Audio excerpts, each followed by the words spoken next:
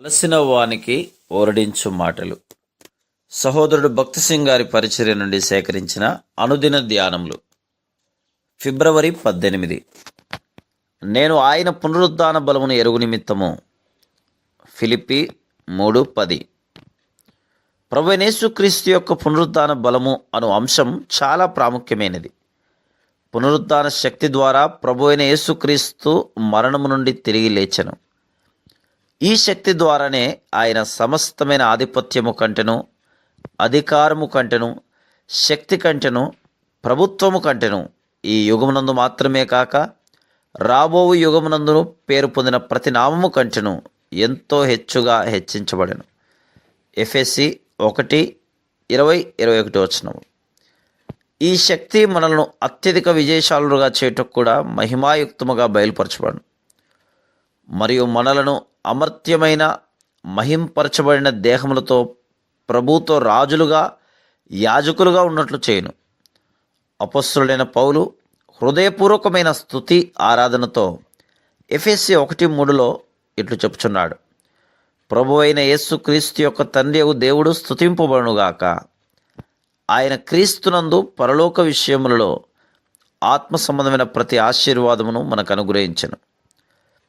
ఎఫెసీ పత్రిక 1వ అధ్యాయం 1వ భాగంలో పౌలు జగత్తు పునాది వేయబడక మునిపే మన ప్రేమగల దేవుని ద్వారా క్రీస్తు యేసునందు పరలోక స్థలములలో మన కొరకు సిద్ధపరిచిన ఆత్మ సంబంధమైన గొప్ప ఆశీర్వాదములను కొన్నింటిని పేర్కొనెను.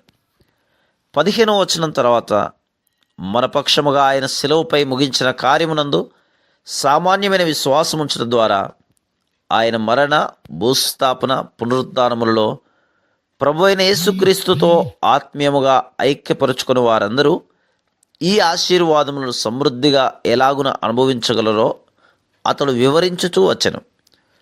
ఈ సందర్భంలో అపొస్తలుడు ఎఫెసులోని విశ్వాసుల నిమిత్తం ఎంతో పట్టుదలతో ఇలాగున ప్రార్థించుచున్నాడు: ఆయన క్రీస్తునందు వినియోగపరిచిన బలాతిశయమును బట్టి విశ్వసించు మనయందు ఆయన చూపుచున్న తన శక్తి యొక్క అపరిమితమైన మహాత్మ్యం ఎట్టిదో మీరు తెలుసుకునవలనని మన ప్రభువైన యేసుక్రీస్తు యొక్క దేవుడైన మహిమా స్వరూపియగు తండ్రి తన్ను తెలుసుకొనుటయందు మీకు జ్ఞానమును ప్రత్యక్షతయును గల మనస్సు అనుగ్రహించినట్లు నేనును నా ప్రార్థనను మిమ్మల్ని గూర్చి విజ్ఞాపన చేయుచున్నాను.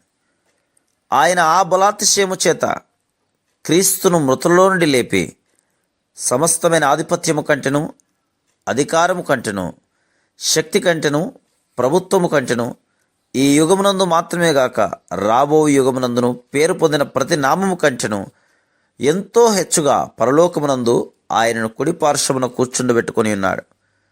మరియు సమస్తమును ఆయన పాదముల క్రింద ఉంచి సమస్తము పైని ఆయనను సంఘమునకు శిరస్సుగా నియమించెను.